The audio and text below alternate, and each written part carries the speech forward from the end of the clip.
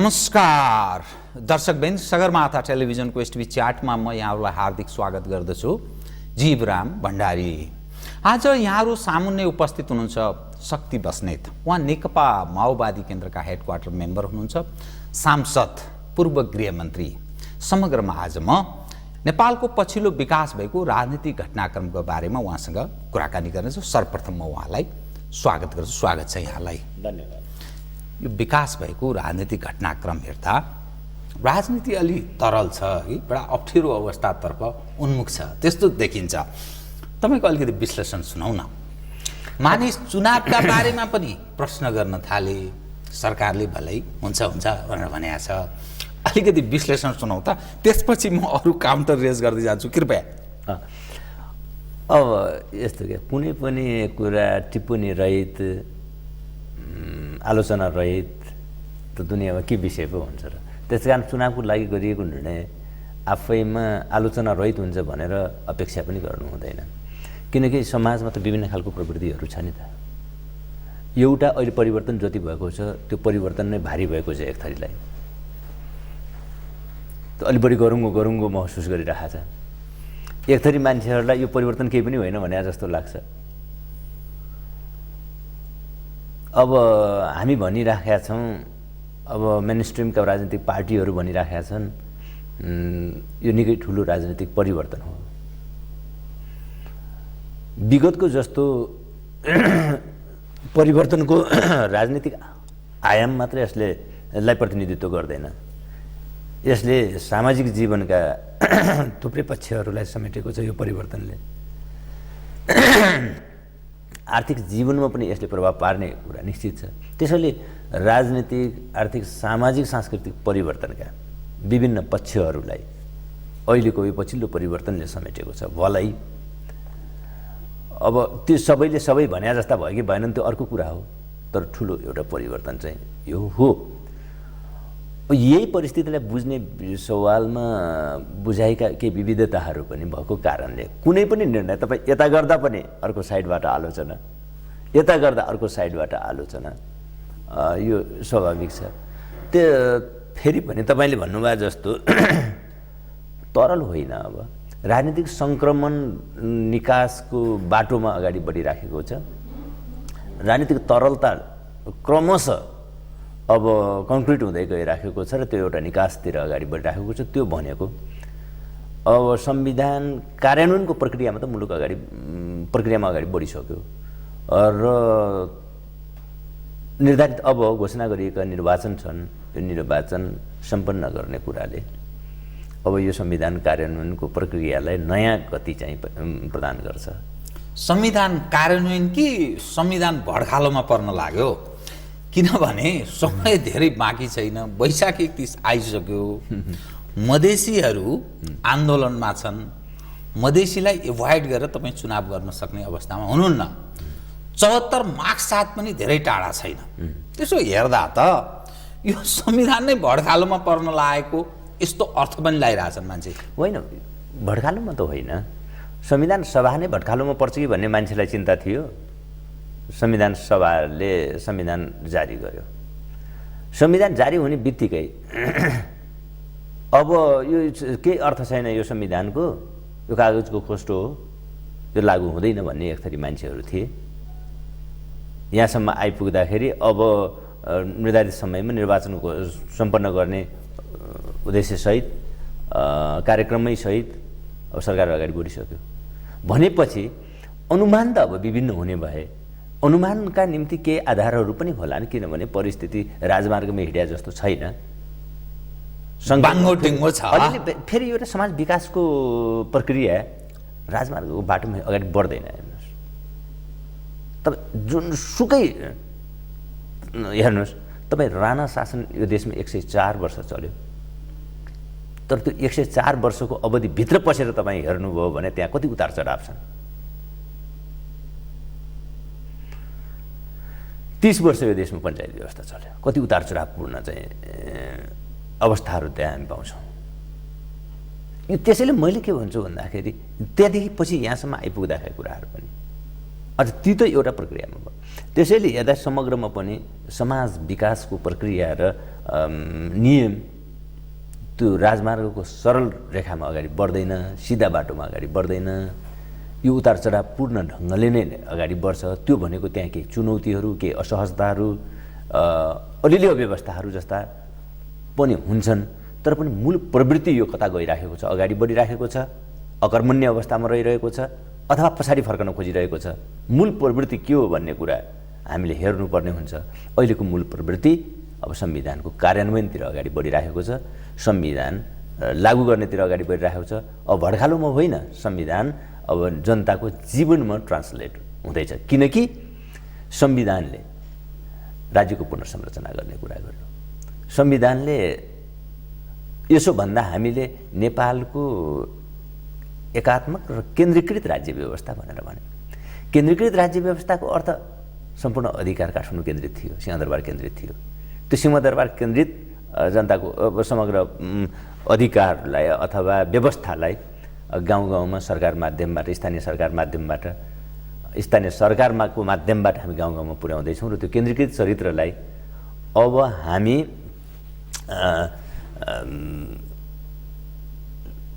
सुशासनतिर लाँदैछौँ अथवा भनौँ स्थानीय सरकार निर्माणतिर हामी अगाडि लगिरहेका छौँ सङ्घीयता मार्फत।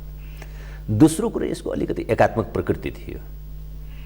सबैले यो बहुजातीय, बहुभाषिक र बहुसांस्कृतिक मुलुकमा राज्यका सबै क्षेत्रहरूमा अलि एउटा जाति विशेषको क्षेत्र विशेषको प्रभाव अलि बढी भयो कि भन्ने गुनासोहरू सबैतिरबाट आइराखेको सन्दर्भमा अब यसको बहुल चरित्र अथवा बहुधार्मिक, बहुसांस्कृतिक र बहुभाषिक, बहुजातीय चरित्र अनुरूप हामी समानुपातिक र समावेशी प्रतिनिधित्वको कुरा राज्यका सबै अङ्गमा गर्दैछौँ भनेपछि अब यसको एकात्मक र केन्द्रीकृत दुईटै खालको चरित्रको बारेमा जे गुनासोहरू हुने गर्दथे अब त्यो स्थितिको एक प्रकारले हामी अन्त्य गर्दैछौँ।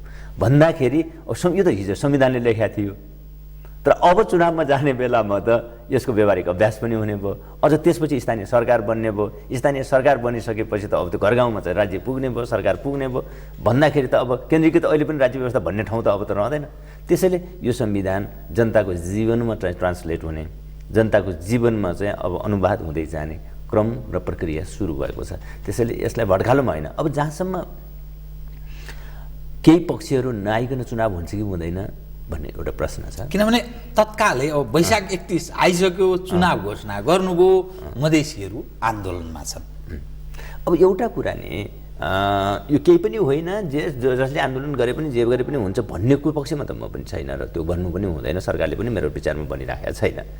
त्यसैले सकेसम्म असन्तुष्ट सबै पक्षहरूलाई समेटेर लैजानको लागि सरकारले जिम्मेवारीपूर्ण ढङ्गले, राज्यले जिम्मेवारीपूर्ण ढङ्गले र मेनस्ट्रिमका विशेषतः पार्टीहरूले, सत्ता पक्ष प्रतिपक्ष सबैले जिम्मेवारीपूर्ण ढङ्गले सोच्नुपर्छ र सबैलाई समेटेर लैजाने गरी सोच्नुपर्छ। तर यसको अर्थ एक हातले फेरि ताली बज्दैन। त्यसको निम्ति सरकारवाला सबै पक्ष चाहिँ त्यत्तिकै जिम्मेवार हुन जरुरी हुन्छ, त्यत्तिकै गम्भीर हुन जरुरी हुन्छ। मुलुकको आवश्यकताप्रति, मुलुकमा शान्ति प्रवर्धन गर्नको निम्ति अग्रगमनको प्रक्रियालाई चाहिँ सुनिश्चित गर्नको लागि र जनतालाई अधिकार सम्पन्न बनाउनको लागि त सत्तापक्ष प्रतिपक्ष सबै उत्तिकै जिम्मेवार पनि हुनुपर्दछ र सरकारवाला सबै जिम्मेवार हुनुपर्छ मेरो विचार। त्यसैले अहिले असन्तुष्ट जो जति पक्ष छन्, जहाँ दायाँ कोणबाट हुन्, बायाँ कोणबाट हुन्, अर्को कोणबाट हुन्, जुनसुकै कोणबाट भए पनि यो प्रक्रियाप्रति असन्तुष्टहरू र यो संविधान कार्यान्वयनको यो प्रक्रियामा असन्तुष्ट रहेकाहरूलाई समावेश गरेर लैजानको लागि आवश्यक डायलग, छलफल, संवादको प्रक्रिया निरन्तर अगाडि बढाइराख्नुपर्छ र सकेसम्म त्यो स्पेस पनि तयार गर्दै लानुपर्छ उहाँहरूको निम्ति पनि। तर यसको अर्थ उहाँहरूले पनि आफ्नो गोरुको बारी टक्का भन्नु हुँदैन। उहाँहरूले जे भन्यो त्यही कुरा भयो भने हामी चुनावमा जान्छौँ, भएन भने जान्नौँ भन्यो भनेपछि त सबै कुरा राज्यले, सबै कुरा अन्य राजनीतिक पार्टी, एउटा राजनीतिक पार्टीको मान्यतालाई अरू सबै राजनीतिक पार्टीहरूले जस्ताको तस्तै स्वीकार गरिदिन्छन् भन्ने कुरा त हुँदैन। यो तीनटा कुरा भन्नुभयो के तपाईँले, सकेसम्म जिम्मेवारीपूर्वक सरकारवाला तीनवटा विषय तपाईँले एकैचोटि सम्बोधन गर्नु। एमाले भन्छ जसरी संविधान संशोधन गर्न खोजिएको छ यो राष्ट्रहित प्रतिकूल छ, असंवैधानिक पनि भन्छ। अहिलेकै सरकारको सहयात्री राष्ट्रिय प्रजातन्त्र पार्टी यथास्थितिमा हामी कुनै हालतमा पनि संविधान संशोधनको पक्षमा सहयोग गर्न सम्भव छैन, गर्दैनौँ, विपक्षमा मत हाल्छौँ। राप्रपाको एकदम ओपन त्यो कुरा छ। मधेसी कुनै पनि हालतमा यथास्थितिमा संविधान संशोधन नभएसम्म चुनाव हुन दिँदैनौँ। प्रतिकार र प्रतिवाद दुवै गर्छौँ। जे पर्छ। हाम्रो लडाईँ राज्यसँग हो। यो हुने त्यो हुने होइन। हिजै सरकारले संविधान संशोधन गर्छु भन्दा हामीसँग सम्झौता गरिसकेका छ। किन गर्या त भन्छ। अब जिम्मेवारीपूर्वकको कुरा त्यो, सरोकारवाला त्यो। अब हेर्नुहोस् त यो तीनैवटा बडा अप्ठ्यारो भयो। एउटा कुरा चाहिँ बडो गजब लाग्छ। संविधान संशोधनको कुरा सरकारले गरेको हो। संविधान संशोधनको कुरा पनि भएको छ, तर सरकार बहुमतको हुन्छ। संविधान संशोधन गर्न 2/3 चाहिन्छ। ल अब बहुमतको सरकारले संविधान सभाको प्रस्ताव अगाडि बढायो, तर पारित भएन भने के गर्ने भन्दाखेरि अनि उहाँहरू भन्नुहुन्छ पारित नभए त हुँदैन। सरकारले त्यो सबै कुराको ठेक्का लिन सक्छ त? सरकारले आफ्नो सरकार निर्माणका पनि त आफ्ना केही सीमा छन्। सरकारका पनि त आफ्ना केही सीमा छन् को मतलब उसको सङ्ख्याको केही सीमा छ। यो एउटा पार्ट भयो। मैले त्योभन्दा पनि अझ मौखिक कुरा भन्न तर भोटिङमा त तपाईँहरू गइरहनु भएको छैन नि त। चुनाव आइसक्यो खै त त्यो पनि छिनोफानो गर्दै त्यो विषयमा उहाँहरूले पनि समझदारीमा त आउनु पर्यो क्या। उहाँहरूले यो कुरा तपाईँले अघि भन्नुभएको कुरा ठिकै छ। एउटा बडो सही कुरा के भन्नुभएको छ भने अब एक थरी साथीहरू हुनुहुन्छ एमालेका साथीहरू संविधान संशोधनको बारेमा चर्चा गर्न चाहनुहुन्न। मलाई लाग्छ यो अति नै हो। होइन संविधान जारी भइसकेपछि संशोधनै हुने होइन भने त हामीले पहिलो संशोधन त केही विषयमा त गरिसकेका छौँ। संविधान जारी भइसकेपछि सामाजिक न्यायको हक अन्तर्गत केही विषयहरूलाई हामीले संशोधन त संविधान जारी भएपछि नै गरेका हुन् त। त्यसकारण यो असंवैधानिक छ भन्ने हो भने पनि त्यति धेरै मैले अर्थ देख्दैन। त्यसकारण उहाँले संविधान संशोधनको बारेमा पुरै सुन्न चाहनु भन्ने कुरा जति गलत छ र जति अतिवादी छ। अर्को एक थरीले फेरि संविधान संशोधनको प्रस्ताव पारित हुने ग्यारेन्टी नहुँदासम्म र पारित नहुँदासम्म हाम्रो लागि मान्य हुँदैन भन्ने कुरा त्यत्तिकै अतिवादी छ यो कुरा पनि। अथवा यसलाई उल्टाएर पनि भन्न सकिन्छ संविधान संशोधन नभइकन हामी प्रस्ताव पारित नभएपछि त हामी मान्दैनौँ है भन्ने कुरा जति गलत र अतिवादी छ। संविधान संशोधनको प्रस्ताव हामी पेश गरेपछि त मान्दैनौँ कुनै हालतमा भन्ने कुरा पनि त्यत्तिकै अतिवादी छ। तर यो दुईटै एकाङ्गी सोचाइहरू छन्, अलिअलि अतिवादी सोचाइहरू छन्। यसको बीचमा एउटा सन्तुलन खोज्नुपर्ने जिम्मेवारी सरकारसँग छ, पार्टीहरूसँग छ। यो परिस्थितिमा अब दुईटा कुरा त गर्नु पर्यो। या त प्रस्ताव पेश गरिसकेपछि पास फेल जे भए पनि ल हामी मान्छौँ भन्ने कुरा एक थरीले त्यो समझदारीमा आउने हो भने प्रस्ताव पेश गरिदिन पनि हुन्छ, छलफलमा लिनुहुन्छ। अब होइन भनेपछि फेरि एकपटक सरकारले सोच्नुपर्ने स्थिति त आउँछ नै। यो एउटा पक्ष हो, यो एउटा पक्ष हो। तर योभन्दा पनि मलाई महत्त्वपूर्ण कुरा के लाग्छ भने के यसको सैद्धान्तिक पक्षलाई हेर्दाखेरि नेपालको इतिहासमा बेला बखतमा यस्तै अतिवादी सोचाइहरू देखा पर्ने गरेका छन्। राजाले जहिलेसुकै राष्ट्रवादको निकै ठुलो कुरा गरे, तर राष्ट्रवादको डन्डाले र राष्ट्रवादको झन्डाले जनताको अधिकारलाई सधैँभरि मिच्ने र किस्ने कुरा मात्र गरे। अर्को एक थरी पार्टीहरूले ठुलो प्रजातन्त्रको कुरा गरे, जनताको लागि समृद्धिको कुरा गरे, तर जनताको समृद्धि र लोकतन्त्रको कुरा गर्दा गर्दै राष्ट्रको स्वाभिमान र राष्ट्रको स्वाधीनतालाई कमजोर बनाउने कुरा गरे। अरू धेरै टाढा जानु परेन। तपाईँ महाकाली नदीकै कुरा गर्नुहोस्। जनतालाई समृद्ध बनाउने नाममा देशको चाहिँ स्रोत साधनलाई अरूलाई सुम्पिने काम त पार्टीहरूले गरे होइन। अब नामै किन लिनु पर्यो? केपी ओलीजीको यो विषयमा के थियो धारणा? जनता समृद्ध हुन्छन् भन्ने नाममा। अनि त्यसकारणले एकातिर एउटा थरीले लोकतन्त्र र जनअधिकारको नाममा राष्ट्रको स्वाभिमान र स्वाधीनतालाई कमजोर बनाउने, अर्को थरीले राष्ट्रको स्वाधीनता र स्वाभिमानको कुरा गरिरहँदा जनताको अधिकारलाई जहिलेसुकै किच्ने र मिच्ने काम गर्थे।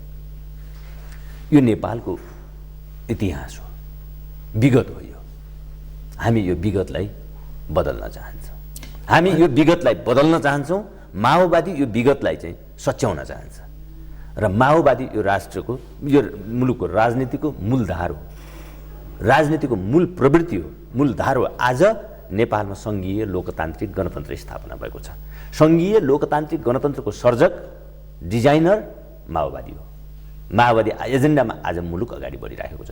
सङ्घीय लोकतान्त्रिक गणतन्त्र भन्नुको अर्थ राष्ट्रको स्वाधीनता र जनताको अधिकार, दुईटै कुरालाई एउटा सिक्काको दुईटा पाटाको रूपमा बुझेर सँगसँगै अगाडि बढाउने अभियान हो। सङ्घीय लोकतान्त्रिक गणतन्त्रको भावना भनेको राष्ट्रको स्वाधीनतालाई पनि, राष्ट्रियतालाई कुनै अतिवादी ढङ्गले होइन, राष्ट्रको स्वाधीनताको पनि विषय र जनताको अधिकारको विषय, लोकतन्त्रको, लोकतन्त्र र राष्ट्रियता दुईटै कुरालाई एक अर्काप्रति जिम्मेवार बनाउँदै, एक अर्कामा अन्तर्सम्बन्धित गर्दै अगाडि बढ्ने अभियान हो लोकतान्त्रिक, सङ्घीय लोकतान्त्रिक गणतन्त्रको अभियान। माओवादी यसको मूल सर्जक हुनुको नाताले राष्ट्रियता र लोकतन्त्रको सम्बन्धी बुझाइमा माओवादीको यो एउटा समग्र बुझाइ छ। हामी अहिले माओवादीबाट तपाईँ कतै राष्ट्रघात हुन्छ कि माओवादीले राष्ट्रघात गर्छ कि भनेर चिन्ता गर्नु पर्दैन। राष्ट्रको स्वाधीनता र स्वाभिमानको पक्षमा माओवादीले कुन मूल्य चुकाउनुपर्छ, माओवादी त्यसको निम्ति तयार हुन्छ सदैव। दुई विषय, जनताको अधिकारको निम्ति माओवादीले के मूल्य चुकाउनुपर्छ, त्यसको निम्ति सदैव तयार हुन्छ। असल सच्चा राष्ट्रवादले जनताको अधिकारको रक्षा गर्छ, सच्चा लोकतन्त्रले राष्ट्रको स्वाधीनताको र स्वाभिमानको पनि पक्षपोषण गर्छ।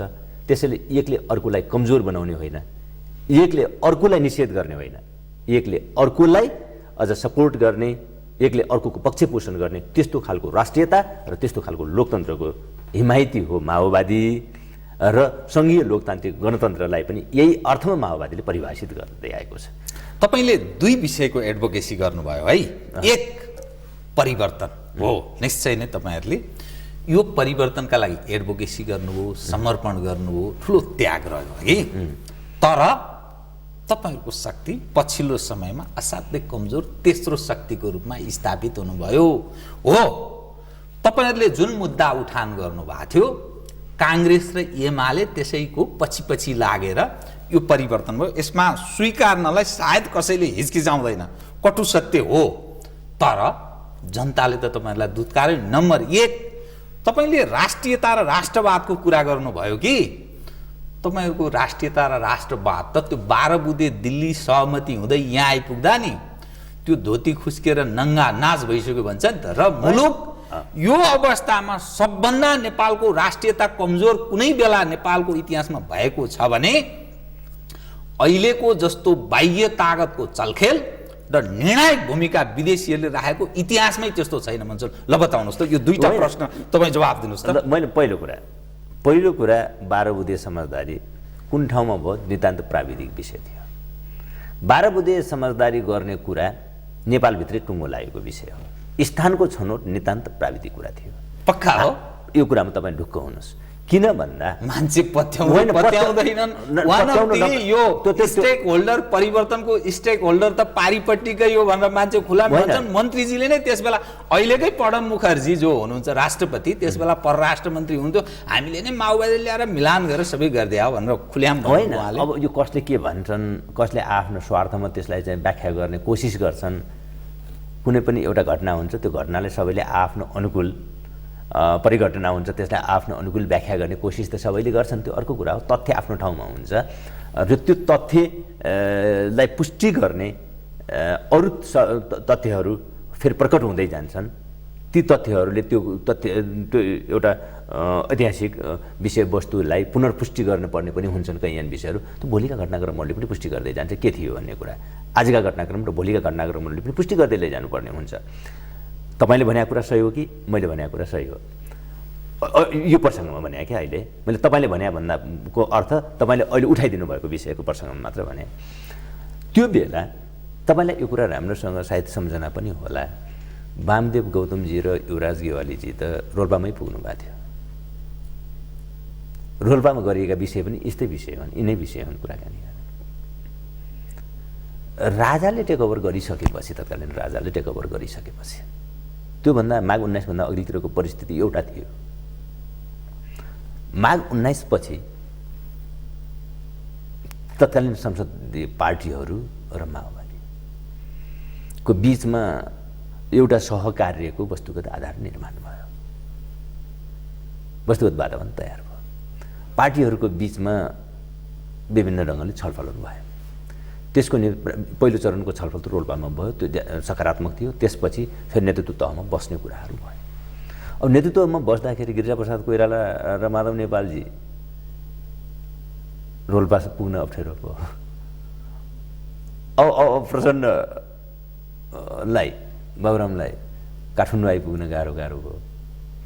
दाङतिर मिलाउने कि भन्ने कुराकानी पनि भयो।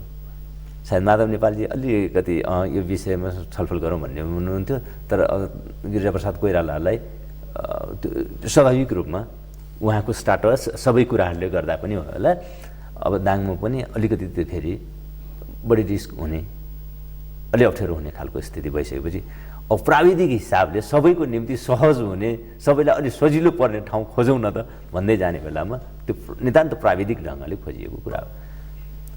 त्यो प्राविधिक ढङ्गले त्यो चुनिएको हो स्थानको कुरा। त्यसैले त्यो कहाँ भयो 12 बुँदे समझदारी भन्ने कुरा भन्दा पनि 12 बुँदे समझदारीमा के विषयको कुरा भयो, 12 बुँदे सहमति कस्तो भयो भन्ने कुरालाई नै त्यसको अन्तर्वस्तु हो। हामीले अन्तर्वस्तुलाई नै मा ध्यान दिनुपर्दछ। भनाइ तपाईँको माओवादी राष्ट्रवादी छ, देशभक्त छ, तपाईँको भनाइको आशय त्यही नै हो। यो विषयमा फेरि डिस्कस हामी अर्को सभामा थियो छ रहिरहनेछ। माओवादीको राष्ट्रवाद समग्र, माओवादीले राष्ट्रको समग्र हितलाई प्रतिनिधित्व गर्छ। माओवादीले राष्ट्रको हित, राष्ट्रको सार्वभौमिकता, राष्ट्रिय अस्तित्व अथवा भौगोलिक अखण्डताका कुरा गर्नुहोस्, यी विषयहरूमा को प्रतिकूल कुनै कामको गर्ने कुरा छोडिदिनुहोस्, त्यो कल्पना गर्न सक्दैन। परिवर्तन त ल्याउनु भयो कि, अनि हिजो कोसँग लड्नु भएको थियो तपाईँहरू भन्नुहोस् त? काङ्ग्रेससँग कि एमालेसँग? अहिले को छ ठुलो पार्टी बताउनुहोस् त, तपाईँहरूको पोजिसन के छ? होइन, प्राविधिक हिसाबले कङ्ग्रेस कहिले ठुलो पार्टी भएको थियो, एमाले कहिले ठुलो पार्टी भएको थियो, कहिले चाहिँ एमाले थर्ड पार्टी भएको थियो, एमाले थर्ड पार्टीबाट सेकेन्ड पार्टी हुनसक्छ। प्राविधिक रूपमा माओवादीका केही प्राविधिक कमजोरीहरू पनि रहे। माओवादी विभाजित अवस्थामा चुनाव लड्न गएको थियो। माओवादीले कतिपय आफ्ना कुराहरू जनताको बिचमा सही ढङ्गले सम्प्रेषण गर्नुपर्ने हुन्थ्यो, सही ढङ्गले जनतालाई चाहिँ बुझाउनु पर्ने हुन्थ्यो। अब त्यो कुरामा पनि माओवादीले केही कमीहरू रहे। जस्तो हामीले अघि सङ्घीयताको सर्जक माओवादी हो भन्यौँ, तर सङ्घीयतामा तपाईँले एउटा कुरालाई माओवादीले चिर्न सकेन कहिले पनि। सङ्घीयतामा अधिकारको बाँडफाँडको बारेमा कहिले बहसै भएन। काठमाडौँको अधिकार गाउँमा लैजाने विषयमा कहिले बहसै भएन। जो कुरा सङ्घीयताको केन्द्रीकृत चरित्रलाई अन्त गर्ने प्रश्न, त्यो महत्त्वपूर्ण पक्ष थियो क्या सङ्घीयताको महत्त्वपूर्ण पक्ष थियो। तर त्यो विषयमा कहिल्यै पनि सङ्घीयताको एजेन्डामा बहस हुँदा यो विषय आकर्षित कहिले हुँदै भएन। माओवादीले यो कुरा क्लियर गर्न सकेन। हामी काठमाडौँ केन्द्रित अधिकार, सिंहदरबारमा केन्द्रित अधिकारलाई जनताको घर दैलोमा पुर्याउनको लागि सङ्घीयताको कुरा गरिराखेका छौँ, यो वास्तविकता थियो। तर यो कुरा माओवादीले जनतामा सही ढङ्गले सम्प्रेषण गर्न सकेन। यो एउटा पक्ष हो। मैले यो त एउटा कुरा मात्र भने क्या, यस्तै धेरै विषयहरू थिए। त्यो कुरा माओवादीले सही ढङ्गले जनताको बिचमा पुर्याउने कुरामा माओवादीका पनि केही कमी रहे। सङ्गठनात्मक रूपमा माओवादी विभाजित अवस्थामा चाहिँ चुनावमा गयो। यी यावत कारणहरू छन् जसले गर्दा तत्कालको लागि माओवादी तेस्रो पार्टी जस्तो देखियो। तर आजका दिन माओवादीले यी सबै अनुभवबाट सिकेको छ, गल्तीहरूबाट पाठ लिएको छ। त्यस कारणले यो स्थायी फेनोमेना होइन, त्यो नितान्त अस्थायी हो क्या। तर मोहन वैद्यजी अलग्गै हुन्छ, विप्लवजी अलग्गै, बाबुरामजी विकल्प खोजेर हिँडिसक्नुभयो फेरि खोज्नुभयो। तर हिजोको जस्तो पार्टीको केन्द्रदेखि तलसम्म प्रत्येक जिल्ला र प्रत्येक वार्डमा विभाजनको जो स्थिति थियो, आजका दिन त्यो होइन। तपाईँहरूले नि आजको विभाजन तपाईँहरूले नि वर्ग सङ्घर्षको कुरा गर्नुभयो, जातीय मुद्दा उठान गरिदिनु भयो, अनि आत्मनिर्णयको अधिकार सहितको प्रदेशको एडभोकेसी गर्नुभयो। प्रारम्भ त त्यसरी गर्नुभयो नि। सैद्धान्तिक रङ्गले अब हुँदा त्यसैले त मुलुकको इन्ट्याक्टमाथि मानिस प्रश्न उठाइरहेछन्। अनि मध्य प्रदेशको कुरामा ओलीजीले त्यही विषयलाई उठान गरेर अघि बढेका देखिन्छ, ताकि जनमत पनि आफूतिर आकर्षित म होस्, तपाईँलाई ओलीजीले त्यो विषय म- म- उठाएर म एउटा ल्याइदिन्छ के? कुरा- हामीले भनेको एउटा कुरा क्लियर छ। सिद्धान्त त हामी सैद्धान्तिक दृष्टिले आत्मनिर्णयको अधिकार प्रयोग गर्छौँ र स्वीकार गर्छौँ। को अर्थ के हो? सिद्धान्तमा त हामी साम्यवाद पो भन्छौँ त, तर आज साम्यवाद सम्भव छ? अहिले भर्खर साम्यवाद सम्भव छ?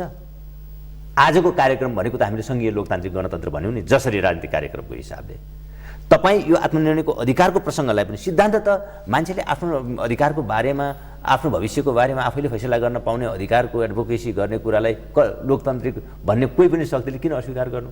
यो सिद्धान्तको प्रश्न भयो। तर आजको दिन व्यावहारिक अर्थमा, व्यावहारिक रूपमा हुँदाखेरि हरेक प्रदेशले, हरेक व्यक्तिले होइन म मेरो इच्छाअनुसारको राज्य बनाउँछु, नेपालभित्र अलग स्वतन्त्र राष्ट्र बनाउँछु भनेर व्यावहारिक रूपमा यो अधिकारको प्रयोग आजका दिन सम्भव छैन। यो माओवादीले प्रष्ट शब्दमा भन्दै आएको छ क्या। यो कुरालाई पनि माओवादीले बुझाउन सकेन। अब अघि तपाईँले भन्यो नि, जे कुरा माओवादीले प्रारम्भदेखि भन्दै आएको छ, सिद्धान्त त हामी आत्मनिर्णयको अधिकारको विरोध गर्दैनौँ, तर आजको अवस्थामा, आजको परिवेशमा, नेपालको अहिलेको सन्दर्भमा, आज नेपालको सन्दर्भमा के यो हरेकले चाहे अनुसारको आफ्नो राष्ट्र निर्माण गर्दै हिँड्न पाउने अधिकारलाई व्यवहारत्व प्रदान गर्न सकिन्छ अथवा त्यो कुरालाई स्वीकार गर्न सकिन्छ भन्दा असम्भव। हामीले व्यवहारमा अहिले यो नेपालमा आजको सन्दर्भमा, नेपालको सन्दर्भमा यो सम्भव छैन भनेर भनेको छ। नेतृत्वको काहीँ न काहीँ चुक छ, जसका कारण अलिकति माओवादीलाई घाटा भयो भनेर यसरी चाहिँ बुझौँ। हामीले केही विषय माओवादीले चामल बिकाउन सकेन, अरूले पिठो बिकाइदिए होइन, अरूले पिठो बिकाए, माओवादीले चामल बिकाउन सकेन। अब हामीले गल्ती कहाँनिर गरेका रहेछौँ, हामीले हाम्रो कुराको मार्केटिङ किन गर्न सकेनौँ भन्ने बारेमा माओवादीले अब एकपटक गम्भीरतापूर्वक फर्केर हेरेको छ। अब हामी यो सबै शिक्षासहित अबको हामी अभियानमा जाँदैछौँ। पार्टी विभाजनको पनि तपाईँले भन्नुभयो नि, हिजो जस्तो हामी केन्द्रदेखि भर्टिकल्ली के एकदम तलसम्म दुई फ्याकको जो स्थिति थियो, आज त्यो होइन। बाबुरामजीको कुरा बुझ्नुभएकै छ। यो सबै कुरा यो त्यस्तो विभाजन पनि होइन। हामी पुनर्सङ्गठित भएका छौँ, अहिले हामी फेरि एकताबद्ध भएका छौँ सङ्गठनात्मक हिसाबले पनि, राजनीतिमा पनि हामीले उठाएका मुद्दाहरूलाई जनतामा कसरी स्पष्ट गर्ने बारेमा पनि हामीले एउटा सेप लिएका छौँ। कतिपय अवस्थामा हाम्रो सँगै रहेका अकर्मण्य नेताहरूलाई पनि हामीले चिरेका छौँ। यो कारणले अब माओवादी पार्टी तेस्रो होइन, माओवादी पार्टी फेरि राष्ट्रिय राजनीतिको नेतृत्वदायी भूमिकामा पुनस्थापित हुन्छ। यो कुरामा ढुक्क हुनुहोस्, किनभने देश माओवादीको एजेन्डामा चल्ने, माओवादी राजनीतिक परिदृश्यबाट बाहिरिने यो कुरा कल्पना गर्न सकिँदैन। यो कसैले कल्पना गर्छ भने यो मूर्खता नै हुन्छ। म करेन्ट इभेन्टमा केन्द्रित आएँ है त फेरि। अनि वैशाख 31 त आइसक्यो त, गतिविधि त केही छैन। हुन सुरु भइसक्यो त। तपाईँ गाउँ गाउँमा अब चाहिँ चुनावको अभियान चलिसके। अब राप्रपामा जनताको बिचमा राप्रपा भन्न थाल्यो, त्यसपछि एमाले मेची महाकाली अभियान भन्यो, माओवादीले एक चरणको पुरै मधेसीहरू त्यहाँ लट्ठी पनि लिएर निस्कन थाले। म भन्दैछु माओवादी पुरै एउटा अब एक चरणको सङ्गठनात्मक हाम्रो व्यवस्थापनको काम, आन्तरिक सुदृढीकरणको काम हामीले एक चरण सबैतिर पुरा गरेका छौँ। गाउँ सम्मेलनहरू, नगर सम्मेलनहरू, वडा सम्मेलनहरू, वडा भेलाहरू सबै सम्पन्न गरेर हामी सङ्गठनात्मक रूपले आफूलाई चाहिँ एक चरण हामीले सङ्गठनात्मक काम पुरा गऱ्यौँ। अब हामी फेरि जनप्रचालनको चरणमा हामी प्रवेश गर्दैछौँ। हामी जनप्रचालनतिर हामी अब लाग्छौँ। त्यस कारण चुनाव त सबै पार्टीलाई लागिसक्यो, काङ्ग्रेसलाई पनि लागिसकेको छ, सबै पार्टीलाई चुनाव लागिसक्यो। रह्यो मधेसको कुरा, मधेसलाई पनि चुनाव लागेकै त हो त्यो त। अब त्यो लागेकै हो।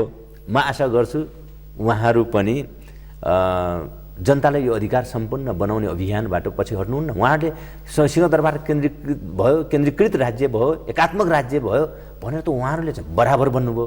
अब केन्द्रीकृत राज्यलाई अब जनताको बिचमा पुर्याउने उहाँ स्थानीय सरकार, अब उहाँ स्थानीय सरकार बनाउने कुरा छ। स्थानीय सरकार बनाउने हामी कुरा गर्दैछौँ ल भन्नुहोस्। अनि त्यो केन्द्रीकृत चरित्रको अन्त्य गर्ने यो एउटा महत्त्वपूर्ण अवसर हो, ठुलो अवसर हो। अनि यो अवसरलाई उहाँहरू सदुपयोग गर्नुहुन्छ कि यो अवसरलाई चाहिँ छोड्नुहुन्छ उहाँहरूले? अनि यो अवसरलाई यदि काठमाडौँको अधिकार, सिंहदरबारको अधिकार, ल हेर्नुहोस् तपाईँलाई म भन्छु, अहिलेको संविधानले के गरिदियो भने माध्यमिक तहको शिक्षाको व्यवस्थापन गर्ने, +2 सम्म स्वीकृति प्रदान गर्ने अधिकार गाउँपालिकालाई दियो। त्यो गाउँपालिकामा जाँदैछ। आजका दिन +2 को स्वीकृतिको लागि उच्च माध्यमिक शिक्षा परिषदमा यहाँ आइपुग्नुपर्छ गाउँबाट। अब यहाँ उपत्यकामा रहेको अधिकारलाई अथवा सिंहदरबार वरिपरि रहेको अधिकारलाई तर गाउँपालिकामा पुर्याउने कुरा भइराखेको बेला केन्द्रीकृत राज्य व्यवस्थाको विरोध गर्ने मोर्चाले यसलाई सदुपयोग गर्नु पर्दैन? खोइ सरकारै अल्पमतमा पर्न लाग्यो जस्तो बुझ्न थालियो। सुन्नु भएन राष्ट्रिय प्रजातन्त्र पार्टी के भन्दैछ? यो निर्वाचन आयोगले उहाँहरूको पार्टीको विधानको हिन्दू राष्ट्र र संवैधानिक राष्ट्र संस्थाका बारेमा बोलिएको त्यो निकालिदिएछ। अब कति दिनसम्म हामी कुर्छौँ? भएन मानेन भने यो पक्का पनि प्रचण्ड र शेरबहादुरजीसँग सल्लाह नगरी त्यो निर्वाचन आयोगको आयुक्तहरूले गरेका छैन। किनभने संवैधानिक अङ्ग भने त फेरि पार्टीकै कार्यकर्ता छन् नि त, त्यो कुरा त स्वीकार हुन्छ नि होइन। देखिँदा पो त यसो अङ्ग भङ्ग जस्तो देखिन्छ, तर त्यही कार्यकर्ता। त्यसैले यो डरलाग्दो षड्यन्त्र भएको छ। कमल थापाजी त्यसै भन्दै हुन्छ क्या, हामी कुन दिन फत्त निस्कन्छौँ अनि यो प्रचण्डजीको सरकारै जान्छ भन्दै हुन्छ। उहाँ शेरबहादुरजी फेरि अर्को ढङ्गले जुङ्गा मुठ्याएर बसिरहनु भएको छ। यो बडा अप्ठ्यारोमा पर्न लागेको छ सरकारै। होइन, सरकार मुख्य कुरा होइन। मुख्य कुरा अहिलेको राजनीतिक कोर्सलाई निष्कर्षमा पुर्याउने कुरा हो र अहिले यसलाई निकास दिने कुरा हो। मुलुकमा निर्वाचन सम्पन्न गर्ने र संविधान कार्यान्वयनलाई व्यवहारिक रूपमा नै अगाडि बढाउने कुरा अहिलेको मुख्य कुरा हो। सरकार अल्पमतमा पर्ने, सरकारलाई बन्न नदिने, सरकार चल्न नदिने कोसिसहरू नेपालको सन्दर्भमा धेरै पटक भइरहन्छन्। सरकार बन्न नदिने, सरकार चल्न नदिने षड्यन्त्रहरू सफल हुँदा सरकार ढल्छन्, अर्को हुन्छन्। होइन, त्यो सफल नहुँदा सरकार बन्छन्, चलिरहन्छन् फेरि क्या एक ढङ्गले। यो नेपालको यस्तै रहेको छ। यो प्रसङ्ग पनि त्यस्तै होला। तर मेरो विचारमा अहिले त्यो अवस्था छैन, आउँदैन। कमल थापाजी संविधान संशोधनको प्रस्ताव टेबल गर्ने प्रक्रियामा जो अगाडि बढ्नुभयो, त्यसले मेरो विचारमा एउटा निकास, उहाँले सन्तुलितै निकास दिनुभयो, मलाई त्यस्तो लाग्छ। किनकि उहाँ अब संवैधानिक एउटा बाटोबाट कानुनी उपचार, संवैधानिक उपचारको बाटो खोजिराख्नु भएको छ भन्ने मैले बुझिराखेको छु। उहाँ संविधान संशोधन प्रस्ताव जे उठाइराख्नु भएको छ अहिले, यसले त उहाँ संवैधानिक उपचार खोज्दै हुनुहुन्छ भन्ने कुरालाई स्पष्ट गर्छ। होइन, अर्को कुरा भन्दैछु, मोर्चाले छोडिसक्यो, सरकार दिएको समर्थन फिर्ता लिइसक्यो। कमल थापाले छोडिदिए भने त सरकार अल्पमत परेको, पार्लियामेन्ट ओलीजीले चल्न दिनुहुन्न, त्यसपछि त माघे साङ्लोमा प्रचण्ड सरकार पर्छ। होइन, यो अनुमानको कुरा गर्दै जाँदा भोलि काङ्ग्रेसले सरकार छोडिदियो भने के गर्ने होला? बहुमत हुँदाहुँदै प्रचण्डले राजीनामा दिएपछि के गर्ने होला? यो त अनुमानको कुरा नगरौँ, यो अनुमानको कुरा भए। अब मैले कमल थापाजीकै कुरा पनि उहाँले संवैधानिक र कानुनी उपचारको बाटो खोज्ने दिशातिर उहाँ हिँडिरहनु भएको छ, मैले चाहिँ त्यो बुझ्छु। अब जहाँसम्म विषयवस्तुको हिसाबले हो, निर्वाचन आयोगले मेरो विचार, मलाई व्यक्तिगत रूपमा भन्न दिनुहुन्छ भने मेरो विचारमा अहिले राप्रपाको सन्दर्भमा निर्वाचन आयोगले जे निर्णय गर्यो त्यो उपयुक्त होइन। किन भन्दाखेरि संविधानका अपरिवर्तनीय धाराहरू प्रतिकूल हुने गरी राजनीतिक पार्टीहरूको विधानमा त व्यवस्था गर्न हुँदैन। तर नेपालको सन्दर्भमा अहिलेको संविधानले अलि लचिलो व्यवस्था के गरेको हो त भन्दा राष्ट्रको स्वाधीनता, सार्वभौमिकता र जनतामा अन्तर्निहित सार्वभौम सत्ता, यी कुरा चाहिँ अपरिवर्तनीय छन्। संविधानका अपरिवर्तनीय विषयवस्तु हुन्। यो अपरिवर्तनीय धारा र विषयवस्तुको प्रतिकूल हुने गरी त कुनै पनि राजनीतिक पार्टीले आफ्नो विधानमा कुनै पनि व्यवस्था गर्न पाउँदैन। बाँकी विषयहरूलाई परिवर्तनीय व्यवस्थाको रूपमा अथवा परिवर्तन गर्न सकिने व्यवस्थाको रूपमा संविधानले व्यवस्था गरिसकेपछि अब राजनीतिक पार्टीका निश्चित एजेन्डाहरूको सम्बन्धमा निर्वाचन आयोगले जे निर्णय गर्यो यो संविधानको अलिक कठोर परिभाषा हो, संविधानको यो कठोर व्याख्या हो भन्ने म बुझ्दछु। त्यसैले यो नगर्नु उपयुक्त हुन्थ्यो भन्ने मलाई लाग्छ। र यसमा मलाई लाग्छ अब तपाईँले अघि भन्नुभयो जस्तै प्रधानमन्त्री शेरबहादुरजीको हात भन्ने कुरा त मलाई लाग्दैन त्यस्तो कुरा। यो कतिपय मान्छे कतै यो षड्यन्त्रमा पर्यो कि षड्यन्त्र, राजनीतिक षड्यन्त्रको देश भनेर भनिन्छ क्या नेपाल, त्यतातर्फ नेपालमा खोज्या हो कि कतिपय विषय अझै अनुमान अलिक बढी हुने गर्छन् होइन। त त्यसकारण यो हो अहिले यसको बारेमा यति बेला नै देशको यो परिस्थितिमा निर्वाचन आयोगले त्यो निर्णय नलिएकै सही हुन्थ्यो भन्ने म ठान्दछु। अब जहाँसम्म तर अब मेरो अर्को कुरा संवैधानिक अङ्गले एउटा निर्णय गर्यो, अब त्यो संवैधानिक अङ्ग ब्याक हुनुपर्ने स्थिति आयो भने त्यो पदाधिकारीको भविष्य के रहने? त्यसकारण तर अब म के भन्दैछु भने निर्वाचन आयोगमा के दर्ता भएको छ कुरा होइन, उहाँहरूको महाधिवेशनले के पारित गरेको छ त्यो मुख्य कुरा हो। क्या उहाँहरूको महाधिवेशनले के पारित गरेको छ त्यो कुरा मुख्य हो। उहाँहरूलाई उहाँहरूको महाधिवेशनमा पारित गरेको विषय भोलि बिहान संविधान अथवा संसदमा बहसको एजेन्डा बनाउनको लागि त कसैले रोक्दैन, रोक्छ? त्यसरी पनि कमल थापाजीले फेस सेभ गरेर अघि बढ्न सक्नुहुन्छ। त्यसैले उहाँले अहिले मैले दुईवटा कुरा यहाँ भन्न चाहेँ यो प्रसङ्गमा, निर्वाचन आयोगले यति कठोर व्याख्या नगरेको भए हुन्थ्यो संविधानको, मलाई यो लाग्छ पहिलो कुरा।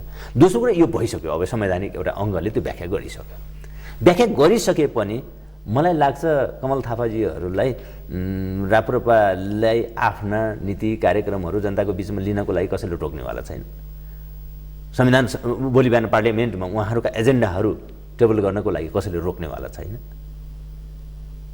दोस्रो कुरा यो भयो। अब तेस्रो कुरा मलाई अब के होला त भन्ने प्रसङ्गमा अब कमल थापाजीहरूलाई नोक्सान मात्र भएन, यसले नोक्सान भएको छैन। सजिलो भयो, ठिकै भन्नुभयो तपाईँले, एक खाले ड्रामा त हो। अनुमानै गर्दाखेरि कतै उहाँहरूले पनि सल्लाह गर्नुभएको थियो भन्ने पनि अनुमान गर्न सकेला, तर म यो अनुमान गर्दिनँ है, अहिले अनुमान गर्दिनँ। बोल्न मिलेन, तर त्यो पनि एउटा अनुमान चाहिँ म त्यो गर्दिनँ। तर के भने उहाँहरूलाई नोक्सान भन्दा यसले चाहिँ फाइदै गर्ला जस्तो देखियो।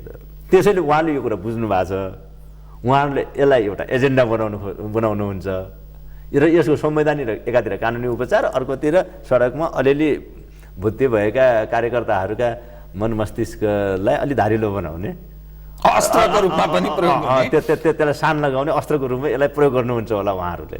त्यसैले अहिले यो बाटो अर्को कुनै राजनीतिक घटनाक्रम नयाँ विकास भएर जान्छ कि भनेर सोच्नु चाहिँ सही हुँदैन, यो बढी अनुमान हुन्छ। म कार्यक्रमको अन्तिममा आएँ है, कतै यो समीकरण फेरबदल गराउने कुनै खेल त भइरहेछ होइन, किनभने अनुमान के फेरि पनि अनुमान विश्लेषण त हो नि।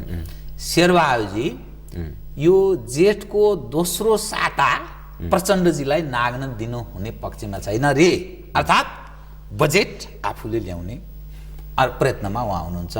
प्रचण्डजी चुनाव नगरेसम्म छोड्ने पक्षमा हुनुहुन्न, चुनाव गरेपछि त बजेट स्वाभाविक उहाँले ल्याउने हकदारै भइहाल्नुभयो है। त्यसैले यो कता कता खेल भइरहेछ। फेरि ओली र प्रचण्डजीको भेटघाट अलिक बाक्लियो, के भएको हो भनेर बुढाली कण्ठबाट यसो त्यसो हेर्न पनि थाल्नु भएको छ अरे। यति साँगुरो कोही पनि हुन जरुरी छैन, किनभने देशको यो संवेदनशील स्थितिमा सत्तापक्ष प्रतिपक्षीहरूको बिचको सहकारी पनि आवश्यक छ।